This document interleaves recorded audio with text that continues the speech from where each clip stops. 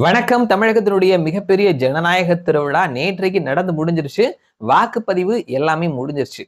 போன முறையோட கம்பேர் பண்ணும் பொழுது ஒரு 12% மேல வாக்குகள் பதிவாகி இருக்கிறது. 85% மேல வாக்குகள் பதிவாயிருக்குது. எஸ்ஐஆருக்கு அப்புறமா இந்த வாக்குப்பதிவு அப்படின்றது உயர்ந்திருக்குதா அப்படின்னு கேட்டோம்னா, போன முறை எந்த அளவுக்கு வாக்காளர்கள் வாக்களித்திருந்தார்களோ, இந்த அளவு அதே மாதிரியான அதே எண்ணிக்கையில தான் வாக்காளர்கள் வாக்களிச்சிருக்கிறாங்க. போலியானவர்களினுடைய பெயர்கள் நீக்கப்பட்டதுனால இந்த முறை வாக்கு சதவீதம் அதிகரிச்சிருக்கிறதா சொல்றாங்க. தட் இஸ் போன முறை ஓட்டு போட்டவங்களும் இந்த முறை ஓட்டு போட்டவங்களுக்கும் பெரிய டிஃபரன்ஸ் இல்ல அப்படின்ற மாதிரியும் சொல்லிட்டு இருக்காங்க. சோ எது எப்படியோ வாக்குப்பதிவு நடந்து முடிஞ்சிருச்சு. இனி யார் வெற்றி பெறுவார்கள் அப்படின்ற மாதிரியான ஒரு வெயிட்டிங் தான் வந்துட்டு நாம இருக்கிறோம். சோ இந்த வீடியோல நம்ம வந்து யார் ஜெயிப்பாங்க அப்படின்ற பத்திலாம் பேச போறது கிடையாது. சோ இந்த எலெக்ஷன் கடைசி நேரத்துல நடந்த விஷயங்கள் பத்தி தான் நம்ம பேச போறோம். வாக்காளர்களினுடைய மனநிலை, யாருக்கு ஓட்டு போட்டாங்க, இந்த மாதிரியான விஷயங்கள். சோ இந்த எலெக்ஷன்ல ரொம்பவே வித்தியாசமா பணம் அப்படின்றத அதிமுக, திமுக 2 கட்சிகளும் தாராளமா குடுத்திருக்கிறாங்க. சோ எலெக்ஷன் கமிஷனும் வந்துட்டு பெரிய லெவல்ல கண்டுக்கல அப்படின்ற செய்திகள தான் நம்ம நாளிதழ்களையும் சரி, டிவிஸ்லயும் சரி பார்த்துட்டு இருக்கிறோம். 2 பேருமே பணம் குடுத்துட்டாங்க. 2 பேரும் பணம் குடுக்குறதுக்கு அலோவ் பண்ணிட்டாங்க. இதுக்கு முன்னாடி வந்துட்டு ஆளக்கூடிய கட்சி பணம் குடுக்குறதுக்கு அலோவ் பண்ணுவாங்க. எதிர்க்கட்சி குடுக்குறதுக்கு அலோவ் பண்ண மாட்டாங்க அப்படின்ற சிச்சுவேஷனா இருந்தது. எல்லாருமே குடுத்துட்டாங்க அப்படின்றத சொல்றாங்க. இன்னொரு பக்கத்துல திமுக அவர்களினுடைய கூட்டணி கட்சிகள் இருக்கக்கூடிய தொகுதியில கூட குடுத்திருக்கிறாங்க. அதிர்ச்சியான விஷயம் என்னன்னா, கம்யூனிஸ்டுகள் கூட இந்த முறை ஓட்டுக்கு பணம் குடுத்திருக்கிறாங்க. ஒரு ஓட்டுக்கு ரூ. 1000 குடுத்திருக்கிறாங்க அப்படின்ற செய்திகள பார்க்க முடிகிறது. தேர்தல் அப்படின்றது, வாக்கு அப்படின்றது காசு குடுத்து வாங்கக்கூடிய விஷயம் தான் அப்படின்றத கம்யூனிஸ்டுகள் கூட நகர்ந்திருக்கிறாங்களா அப்படின்ற ஒரு விஷயத்தை ஏற்படுத்தி இருக்குது. அதிமுக தரப்புல இருந்து கூட்டணி கட்சிகள் போட்டியிடக்கூடிய சில தொகுதிகள்ல பணம் கொடுக்கல அப்படின்றதையும் சொல்லியிருக்கிறாங்க. சோ இந்த மாதிரியா விஷயங்களையும் நம்ம கவனிக்க முடிகிறது. அடுத்தது இந்த தேர்தல்ல விஜய்க்கு ஓட்டு போட்டவர்கள், விஜய்க்கு ஓட்டு போட்டவங்கலாம் தற்குறிகள்ப்பா அப்படி இப்படின்னு பலர் சொல்லியிருந்தாலும், விஜய் ஒரு நடிகர் அப்படின்ற மாதிரி குறைகளை சொல்லியிருந்தாலும், ஒரு மாற்றம் வேணும் அப்படின்னு சொல்லிட்டு விஜய்க்கு ஓட்டு போட்டவர்கள்.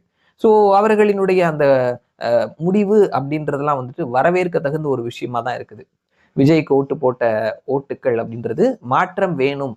அது 2 முறை 2 அரசுகளை மாத்தி மாத்தி நம்ம பார்த்துட்டு இருக்கிறோம். ஒரு சேஞ்ச் வேணும்னு நினைச்சிட்டு ஒரு மாற்றத்தை எதிர்பார்க்கக்கூடிய ஒரு சமூகத்த வரவேற்கக்கூடிய ஒரு விஷயமா தான் நம்ம பார்க்கிறோம். அடுத்தது சீமான்.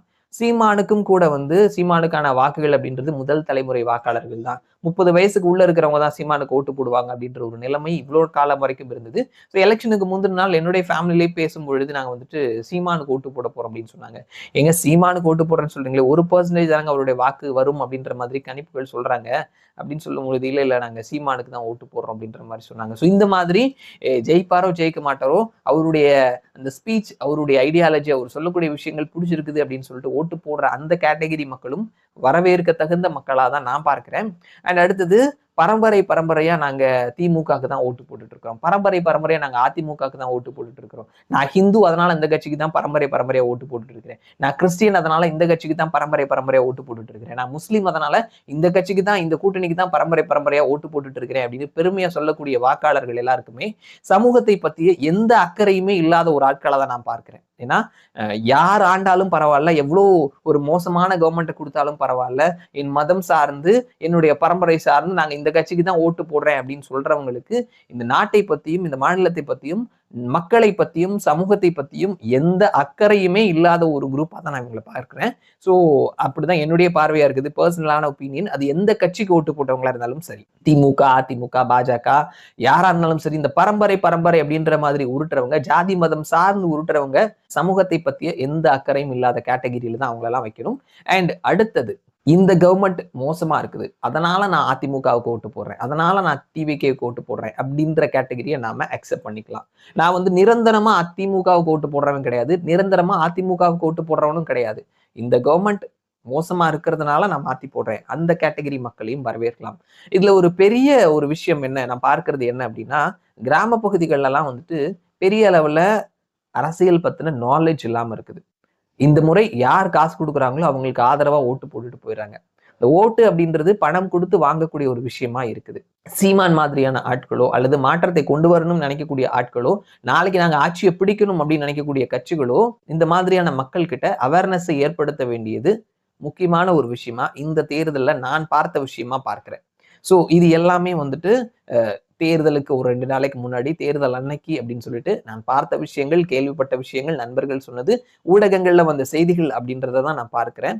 ஸோ ஓவராலா யார் ஜெயிப்பாங்க, யார் தோப்பாங்க அப்படின்லாம் கேட்டோம்னா 4ஆம் தேதி தான் நம்ம சொல்ல முடியும். இந்த ஆட்சிக்கு திமுகவுக்கு எதிரான வாக்குகள் பெருமளவுல போலா இருக்குது அப்படின்றத நம்ம கவனிக்கிறோம். இந்த அதிக அளவுல போலான இந்த வாக்குகள் ஒரு கட்சி கிட்ட போய் சேர்ந்து இருக்குதா அப்படின்னு கேட்டோம்னா அதுல ஒரு கொஸ்டின் மார்க் இருக்குது. சோ அந்த பிரிஞ்ச வாக்குகளை 3 பேர் பிரிச்சுக்கிற மாதிரி தான் நமக்கு பார்க்க முடியுது. சோ அதனால 3 பேர் பிரிச்சுக்கிறாங்க, திமுக தான் ஜெயிக்குமா அப்படின்னு கேட்டோம்னா அதையும் நம்மளால உறுதியா சொல்ல முடியாது. சோ வாக்காளர்களினுடைய மனநிலை கிரவுண்ட் லெவல்ல எப்படி இருந்தது, நான் பார்த்த விஷயங்களை நான் பகிர்ந்துக்கிட்டேன். நீங்க பார்த்த விஷயங்கள், உங்களுக்கு இந்த எலெக்ஷன்ல இந்த விஷயம் எனக்கு என்ன இம்ப்ரெஸ் பண்ணுது, இந்த மாதிரியான விஷயங்கள், இவங்க இந்த கட்சிக்கு ஓட்டு போட்டாங்க, இந்த காரணத்தை சொன்னாங்க, அதனால எனக்கு பிடிச்சிருந்தது அப்படின்னு நீங்க பார்த்த விஷயங்கள், உங்களை அதிர்ச்சிக்கு உள்ளாக்கின விஷயங்கள், ஆச்சரியப்படுத்தின விஷயங்கள் இருந்தது அப்படின்னா கீழே கமெண்ட் செக்ஷன்ல சொல்லுங்க. நானும் அதை பார்க்கறதுக்கு ஆவலா இருக்கிறேன். ஸோ ஜனநாயக திருவிழா நடந்து முடிஞ்சிருச்சு. 29ஆம் தேதி தேர்தலுக்கு பிந்தைய கருத்து கணிப்பு முடிவுகளை பார்க்கலாம். யார் வெற்றி பெறுவார்கள் அப்படின்னு சொல்லிட்டு. மறுபடியும் நான் உங்களை இன்னொரு வீடியோல சந்திக்கிறேன். அது வரைக்கும் நன்றி.